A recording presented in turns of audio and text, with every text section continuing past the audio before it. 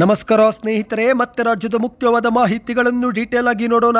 Bus ಚಾಲಕನಾಗಿದ್ದಂಥ Yatnal ಅವರು ಸಕ್ಕರೆ ಕಾರ್ಖಾನೆ ಆರಂಭಿಸುವವರೆಗೆ ಬೆಳೆದಿದ್ದು ಹೇಗೆ ಎಂದು MP ರೇಣುಕಾಚಾರ್ಯ ಅವರ ಪ್ರಶ್ನೆ.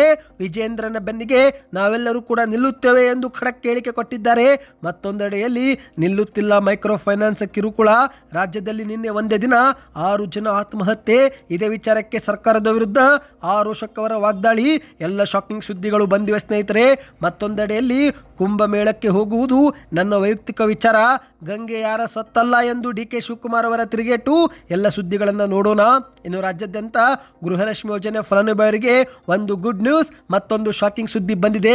ಕೇಂದ್ರ ಸರ್ಕಾರದ ಬಜೆಟ್ ಬೆನ್ನಲ್ಲೇ ಕರ್ನಾಟಕದ ಬಜೆಟ್ಗೆ ಸಿದ್ಧತೆ. ಬಜೆಟ್ನಲ್ಲಿ ಗೃಹಲಕ್ಷ್ಮಿ ಯೋಜನೆ ಹಣ ಹೆಚ್ಚಳವಾಗುವ ಸಾಧ್ಯತೆ. ಮುಖ್ಯಮಂತ್ರಿ ಸಿದ್ದರಾಮಯ್ಯನವರ ಮಹತ್ವದ ಸಭೆ. ಎಲ್ಲ ಮಾಹಿತಿಗಳನ್ನು ಡೀಟೇಲ್ ಆಗಿ ನೋಡೋಣ. ಅದಕ್ಕಿಂತ ಮೊದಲು ನೀವು ನಮ್ಮ ಚಾನಲ್ಗೆ ಮೊದಲು ಬಾರಿ ಭೇಟಿ ಕೊಡ್ತಾ ಇದ್ರೆ ದಯವಿಟ್ಟು ಕೆಳಗೆ ಕಾಣುವ ಸಬ್ಸ್ಕ್ರೈಬ್ ಬಟನ್ ಮೇಲೆ ಕ್ಲಿಕ್ ಮಾಡಿ. ಪಕ್ಕದಲ್ಲಿ ಒಂದು ಗಂಟೆ ಕಾಣಿಸುತ್ತೆ ಸ್ನೇಹಿತರೆ, ಅದು ಕೂಡ ಒತ್ತಿದ್ರೆ ರಾಜ್ಯದ ಮುಖ್ಯವಾದ ಮಾಹಿತಿಗಳು ನಿಮಗೆ ಸಿಗುತ್ತವೆ. ಈ ಒಂದು ವಿಡಿಯೋಗೆ ಲೈಕ್ ಮಾಡಿ ಮತ್ತು ವಿಡಿಯೋ ಪೂರ್ತಿಯಾಗಿ ನೋಡಿ. ಮೊದಲನೇ ಮುಖ್ಯವಾದ ಮಾಹಿತಿ. ಈಗ ಬಿಜೆಪಿಯ ರಾಜ್ಯಾಧ್ಯಕ್ಷರಾಗಿರುವ BY ವಿಜೇಂದ್ರ ಅವರನ್ನು ರಾಜ್ಯಾಧ್ಯಕ್ಷಕ ಸ್ಥಾನದಿಂದ ಕೆಳಗಿಳಿಸಲು ಬಿಜೆಪಿಯ ಶಾಸಕ ಯತ್ನಾಳ್ ಅವರು ದೆಹಲಿಗೆ ಭೇಟಿ ಕೊಟ್ಟಿದ್ದು, ಇದೇ ವಿಚಾರಕ್ಕೆ ಮಾಧ್ಯಮಗಳ ಮುಂದೆ MP ರೇಣುಕಾಚಾರ್ಯ ಅವರು ಆಕ್ರೋಶವನ್ನು ವ್ಯಕ್ತಪಡಿಸಿದ್ದಾರೆ. ದೆಹಲಿಗೆ ಹೋಗುವ ದಾರಿ ನಮಗೇನು ಗೊತ್ತಿಲ್ವಾ ಎಂದು ಕಿಡಿಕಾರಿದ್ದಾರೆ. ನಾವೆಲ್ಲರೂ ವಿಜೇಂದ್ರನ ಪರವಾಗಿ ನಿಲ್ಲುತ್ತೇವೆ ಎಂದು ಹೇಳಿಕೆಯನ್ನು ಕೊಟ್ಟಿದ್ದಾರೆ. ಇದೇ ನಡುವೆ ಮಾಧ್ಯಮಗಳ ಮುಂದೆ ಮಾತನಾಡಿದಂತೆ ಇವರು ಬಿಜೆಪಿಯ ರಾಜ್ಯಾಧ್ಯಕ್ಷ BY ವಿಜೇಂದ್ರ ಅವರ ವಿರುದ್ಧ ಅನಗತ್ಯ ಆರೋಪ ಮಾಡುತ್ತಿರುವ ಭಿನ್ನಮತೀಯ ನಾಯಕರನ್ನು ಬಿಜೆಪಿಯ ಪಕ್ಷದಿಂದಲೇ ಉಚ್ಚಾಟಿಸಬೇಕು ಎಂದು ಬಿಜೆಪಿಯ ಹೈಕಮಾಂಡ್ಗೆ ಸಚಿವ MP ರೇಣುಕಾಚಾರ್ಯ ಅವರು ಆಗ್ರಹಿಸಿದ್ದಾರೆ. ಸಾಧಾರಣ ಬಸ್ ಚಾಲಕನಾಗಿದ್ದಂಥ ಯತ್ನಾಳ್ ಸಕ್ಕರೆ ಕಾರ್ಖಾನೆ ಆರಂಭಿಸುವವರೆಗೆ ಬೆಳೆದಿದ್ದು ಹೇಗೆ ಎಂದು ಮಾಧ್ಯಮಗಳ ಮುಂದೆ ಪ್ರಶ್ನೆ ಮಾಡಿದ್ದಾರೆ. ಬಸವನಗೌಡ ಪಾಟೀಲ್ ಯತ್ನಾಳ್, ಕುಮಾರ್ ಬಂಗಾರಪ್ಪ, GM ಸಿದ್ದೇಶ್ವರ, BP ಹರೀಶ್ ಇವರೆಲ್ಲರನ್ನು ಕೂಡ ಯಾವುದೇ ಮುಲಾಜಿಲ್ಲದೆ ಪಕ್ಷದಿಂದ ಹೊರಗಾಗಬೇಕು ಎಂದು ಒತ್ತಾಯಿಸಿದ್ದಾರೆ. ಇದೇ ನಡುವೆ ಮತ್ತೆ ಮುಂದುವರೆದು ಮಾತನಾಡಿ, JCB ಬಸ್ಸು ಚಾಲಕನಾಗಿದ್ದಂಥ ಯತ್ನಾಳು ಇವತ್ತು ಸಕ್ಕರೆ ಕಾರ್ಖಾನೆ ಆರಂಭಿಸುವವರೆಗೆ ಬೆಳೆದಿದ್ದು ಹೇಗೆ ಎಂದು ಪ್ರಶ್ನೆ ಮಾಡಿದ್ದಾರೆ. ಈ ಒಂದು ಹಿಂದೆ ಯತ್ನಾಳ್ ಅವರನ್ನು ಬಿಜೆಪಿ ಪಕ್ಷದಿಂದ ಉಚ್ಚಾಟನೆ ಮಾಡಿದಾಗ ಯಡಿಯೂರಪ್ಪ ಅವರ ಕಾಲು ಹಿಡಿದು ಪಕ್ಷಕ್ಕೆ ಮರು ಸೇರ್ಪಡೆಯಾಗಿದ್ದು ಅವರಿಗೆ ಮರೆತು ಹೋಗಿದೆಯಾ ಎಂದು ಕಿಡಿಕಾರಿದ್ದಾರೆ. ಮಿಸ್ಟರ್ ಯತ್ನಾಳ್, ಯಡಿಯೂರಪ್ಪ ಮತ್ತು ಅವರ ಕುಟುಂಬದ ಬಗ್ಗೆ ಮಾತನಾಡುವಾಗ ನಾಲಿಗೆ ಬಿಗಿ ಹಿಡಿದು ಮಾತನಾಡು ಎಂದು ಏಕವಚನದಲ್ಲಿ ಮಾಧ್ಯಮಗಳ ಮುಂದೆ ವಾಗ್ದಾಳಿ ನಡೆಸಿದ್ದಾರೆ. ಯಾವುದೇ ಕಾರಣಕ್ಕೂ ವಿಜೇಂದ್ರ ಅವರನ್ನು ರಾಜ್ಯಾಧ್ಯಕ್ಷಕ ಸ್ಥಾನದಿಂದ ಕೆಳಗಿಳಿಸಲು ಆಗೋದಿಲ್ಲ. ಯಾಕಂದರೆ ವಿಜೇಂದ್ರ ಏನು ಎನ್ನುವುದು ಹೈಕಮಾಂಡ್ ಅವರಿಗೂ ಗೊತ್ತಿದೆ ಎಂದು ಮಾಧ್ಯಮಗಳ ಮುಂದೆ ಹೇಳಿದ್ದಾರೆ. ಇದರ ನಡುವೆ ಮತ್ತೆ ಮುಂದುವರೆದು ಮಾತನಾಡಿ ಅಸಮಾಧಾನ ವ್ಯಕ್ತಪಡಿಸಿದಂತೆ MP ರೇಣುಕಾಚಾರ್ಯ ಅವರು ಇವತ್ತು ಭಿನ್ನಮತೀಯರ ಗುಂಪು ಕಾಂಗ್ರೆಸ್ ಸರ್ಕಾರದ ವಿರುದ್ಧ ಮಾತನಾಡಬೇಕಾಗಿತ್ತು. ಆದರೆ ಇಂದು ಸ್ವಪಕ್ಷದವರ ವಿರುದ್ಧವೇ ಮಾತನಾಡುತ್ತಿರುವುದು ನಮ್ಮೆಲ್ಲರ ದುರದೃಷ್ಟಕರ.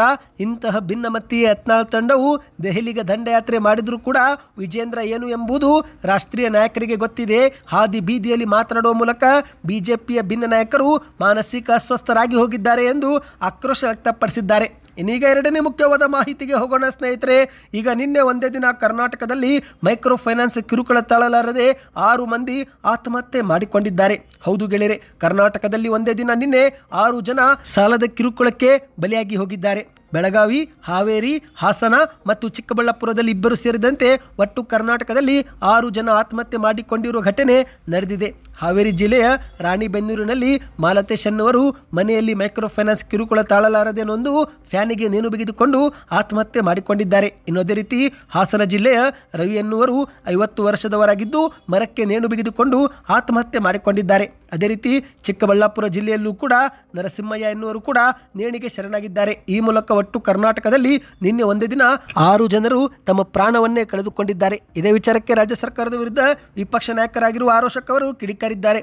ಇಷ್ಟೆಲ್ಲ ಅನಾಹುತ ಸಂಭವಿಸುತ್ತಿದ್ದರೂ ಸುಗ್ರೀವಾಜ್ಞೆ ಜಾರಿಗೆಗೊಳಿಸಲು ಸರ್ಕಾರ ಮೀನಾಮೇಷ ನೋಡುತ್ತಿರುವುದು ಸರಿಯಲ್ಲ ಎಂದು ಮಾಧ್ಯಮಗಳ ಮುಂದೆ ಕಿಡಿಕಾರಿದ್ದಾರೆ. ಹೌದು ಗೆಳೆಯರೆ, ಕರ್ನಾಟಕದಲ್ಲಿ ಮೈಕ್ರೋ ಫೈನಾನ್ಸ್ ಸಂಸ್ಥೆಗಳ ಕಿರುಕುಳಕ್ಕೆ ಬೆಸತ್ತು ಅನೇಕರು ಆತ್ಮಹತ್ಯೆಗೆ ಶರಣಾಗುತ್ತಿದ್ದರೆ ಈ ವಿಚಾರಕ್ಕೆ ಸಂಬಂಧಿಸಿದಂತೆ ಮುಖ್ಯಮಂತ್ರಿ ಸಿದ್ದರಾಮಯ್ಯ ಸರ್ಕಾರ ಇದುವರೆಗೆ ಮೀನಾಮೇಷ ಎನಿಸುತ್ತಿರುವುದು ಮತ್ತು ಬಡವರ ಬದುಕಿನ ಜೊತೆ ಚೆಲ್ಲಾಟವಾಡುತ್ತಿರುವುದು ಸರಿಯಲ್ಲ ಎಂದು ಮಾಧ್ಯಮಗಳ ಮುಂದೆ ಕಿಡಿಕಾರಿದ್ದಾರೆ.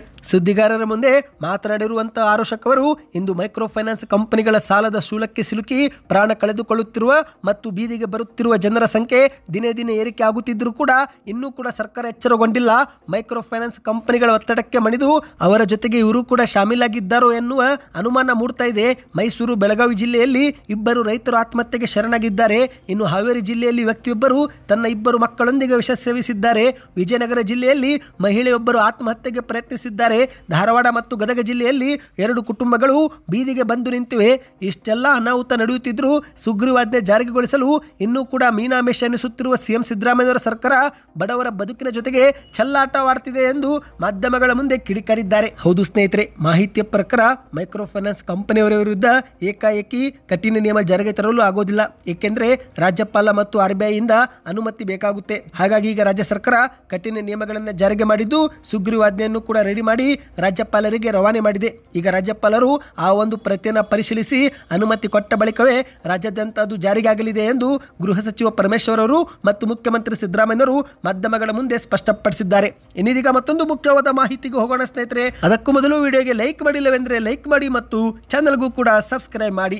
ಕುಂಭಮೇಳಕ್ಕೆ ಹೋಗುವುದು ನನ್ನದು ವೈಯಕ್ತಿಕ ವಿಚಾರ, ಗಂಗೆ ಯಾರ ಸ್ವತ್ತಲ್ಲ ಎಂದು DK ಶಿವಕುಮಾರ್ ಅವರು ಮಾಧ್ಯಮಗಳ ಮುಂದೆ ತಿರುಗೇಟು ನೀಡಿದ್ದಾರೆ. ಹೌದು ಗೆಳೆಯರೆ, ಇತ್ತೀಚೆಗೆ ವಿಪಕ್ಷ ನಾಯಕ ಆರೋಶಕ್ ಅವರು DK ಶಿವಕುಮಾರ್ ಗಂಗೆಯಲ್ಲಿ ಮಿಂದ ತಕ್ಷಣ ಅವರ ಪಾಪಗಳೆಲ್ಲ ಕಳೆದು ಹೋಗುತ್ತಾ ಎಂದು ಮಾಧ್ಯಮಗಳ ಮುಂದೆ ಪ್ರಶ್ನೆ ಮಾಡಿದ್ದು, ಇದೇ ವಿಚಾರಕ್ಕೆ ಇದೀಗ DK ಶಿವಕುಮಾರ್ ಅವರು ತಿರುಗೇಟು ಕೊಟ್ಟಿದ್ದಾರೆ. ಕುಂಭಮೇಳಕ್ಕೆ ಹೋಗುವುದು ಬಿಡುವುದು ನನ್ನ ವೈಯಕ್ತಿಕ ವಿಚಾರ, ನನ್ನದು ವೈಯಕ್ತಿಕ ನಂಬಿಕೆ. ಭಕ್ತಿ ಬಗ್ಗೆ ಮಾತನಾಡುವ ನೈತಿಕತೆ ಯಾರಿಗೂ ಇಲ್ಲ. ಎಲ್ಲರಿಗೂ ಅವರದ್ದೇ ಆದ ಭಕ್ತಿ ಮತ್ತು ನಂಬಿಕೆಗಳು ಇರುತ್ತೆ ಎಂದು ಮಾಧ್ಯಮಗಳ ಮುಂದೆ ವಾಗ್ದಾಳಿ ಮಾಡಿದ್ದಾರೆ. ಇದು ನಮ್ಮ ಧರ್ಮ, ನಮ್ಮ ಕರ್ಮ, ನಮ್ಮ ಆಚಾರ ವಿಚಾರ ಮತ್ತು ನಮ್ಮ ನಂಬಿಕೆ. ಗಂಗೆ ಆಗಲಿ, ಕಾವೇರಿ ಆಗಲಿ, ಕೃಷ್ಣ ಮತ್ತು ಬ್ರಹ್ಮಪುತ್ರ ನದಿಗಳಾಗಲಿ ಯಾವ ನದಿಗಳು ಕೂಡ ಯಾರ ಸೊತ್ತು ಅಲ್ಲ. ಹಾಗಾದರೆ ಅಶೋಕ್ ಅಂತ ಯಾಕೆ ಅವರು ಹೆಸರಿಟ್ಟುಕೊಂಡಿದ್ದಾರೆ? ಅಶೋಕ್ ಬದಲು ಕಲ್ಲು ಮಣ್ಣು ಅಂತ ಹೆಸರಿಟ್ಟುಕೊಳ್ಬೋದಲ್ಲ ಎಂದು ಮಾಧ್ಯಮಗಳ ಮುಂದೆ ತಿರುಗೇಟು ಕೊಟ್ಟಿದ್ದಾರೆ. ನನ್ನ ನಂಬಿಕೆ ಬಗ್ಗೆ ಮಾತನಾಡುವ ಅಶೋಕ್ ಅವರಿಗೆ ಏನೋ ಸಮಸ್ಯೆ ಇರಬೇಕು. ಮೊದಲು ಅವರು ಆಸ್ಪತ್ರೆಗೆ ಹೋಗಿ ಚಿಕಿತ್ಸೆ ಪಡೆಯಲಿ.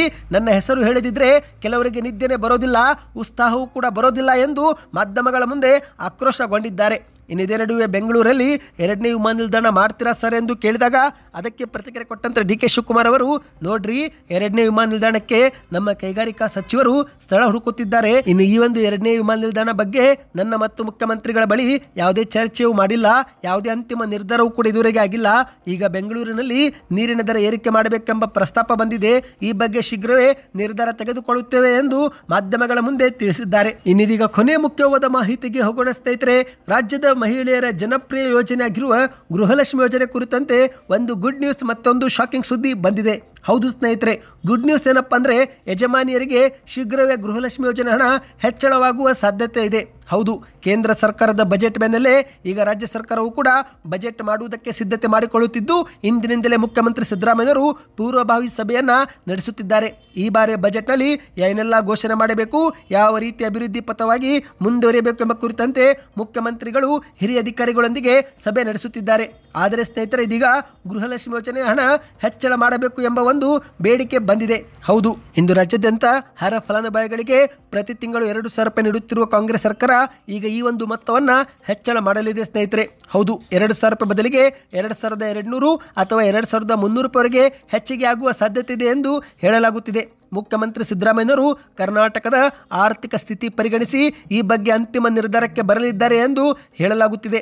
ಮಾರ್ಚ್ 7ರಂದು ಕರ್ನಾಟಕದ ಬಜೆಟ್ ಮಂಡನೆ ಆಗಲಿದ್ದು, ಈ ಬಾರಿಯ ಬಜೆಟ್ನಲ್ಲಿ ಗೃಹಲಕ್ಷ್ಮಿ ಯೋಜನೆ ಹಣ ಹೆಚ್ಚಳವಾಗುತ್ತಾ ಇಲ್ಲ ಎನ್ನುವುದು ನಾವೆಲ್ಲರೂ ಕೂಡ ಕಾದು ನೋಡಬೇಕಾಗಿದೆ. ಇನ್ನು ಇದೇ ನಡುವೆ ಈಗ ಮತ್ತೊಂದು ಶಾಕಿಂಗ್ ಸುದ್ದಿ ಏನೆಂದರೆ, ಗೃಹಲಕ್ಷ್ಮಿ ಯೋಜನೆ ಹಣ ಕಳೆದ 3 ತಿಂಗಳಿನಿಂದ ಬಾಕಿ ಇದ್ದು ಈಗ ಮಹಿಳೆಯರು ಈ ಬಗ್ಗೆ ಅಸಮಾಧಾನವನ್ನು ವ್ಯಕ್ತಪಡಿಸುತ್ತಿದ್ದಾರೆ. ಹೌದು ಗೆಳೆಯರೆ, ಜನಪ್ರಿಯ ಗ್ಯಾರಂಟಿ ಯೋಜನೆಗಳಲ್ಲಿ ಒಂದಾಗಿರುವ ಗೃಹಲಕ್ಷ್ಮಿ ಯೋಜನೆ ಹಣವು ಕಳೆದ 3 ತಿಂಗಳಿನಿಂದ ಬಾಕಿ ಇದೆ ಎಂಬ ಒಂದು ಮಾಹಿತಿ ಲಭ್ಯವಾಗಿದೆ.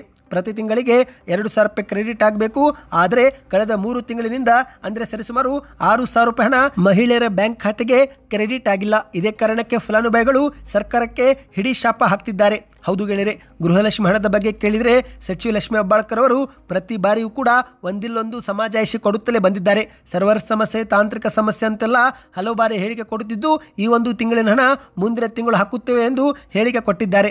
ಆದರೆ ಈಗ 3 ತಿಂಗಳು ಕಳೆದರೂ ಕೂಡ ಹಣ ಜಮವಾಗಿಲ್ಲ ಎಂದು ಮಹಿಳೆಯರು ಆಕ್ರೋಶವನ್ನು ವ್ಯಕ್ತಪಡಿಸಿದ್ದಾರೆ. ಇವತ್ತಿಗೆ ಎಷ್ಟಾಯಿತು ಸ್ನೇಹಿತರೆ. ಈ ಎಲ್ಲ ಮುಖ್ಯವಾದ ಮಾಹಿತಿಗಳು ನಿಮಗೆ ಇಷ್ಟವಾಗಿದ್ದರೆ ನೀವು ವಿಡಿಯೋಗೆ ಲೈಕ್ ಮಾಡಿ, ಹೆಚ್ಚಿನ ಮಾಹಿತಿ ಪಡೆಯಲು ನಮ್ಮ ಚಾನಲ್ಗೆ ಸಬ್ಸ್ಕ್ರೈಬ್ ಮಾಡಿ ಮತ್ತು ವಿಡಿಯೋ ಹೇಗೆ ಅನಿಸ್ತು ದಯವಿಟ್ಟು ಕಮೆಂಟ್ ಕಮೆಂಟ್ ಮಾಡಿ ಸ್ನೇಹಿತರೆ. ವಿಡಿಯೋದಲ್ಲಿ ಏನಾದರೂ ಬದಲಾವಣೆ ಬೇಕಂದ್ರೆ ಏನು ಬದಲಾವಣೆ ಆಗಬೇಕು ಅದು ಕೂಡ ಕಮೆಂಟ್ ಮಾಡಿ. ನಿಮ್ಮ ಒಂದು ಕಮೆಂಟ್ ಮೂಲಕ ನಾವು ಸರಿಪಡಿಸಿಕೊಳ್ಳುತ್ತೇವೆ ಮತ್ತು ನಿಮಗಾಗಿ ಇನ್ನೂ ಹೆಚ್ಚಿನ ಮಾಹಿತಿಯನ್ನು ತೆಗೆದುಕೊಂಡು ಬರುತ್ತೇವೆ. ಹಾಗಾಗಿ ಪ್ರತಿಯೊಬ್ಬರು ನಿಮ್ಮ ಅನಿಸಿಕೆಗಳನ್ನು ಕಮೆಂಟ್ ಮಾಡಿ.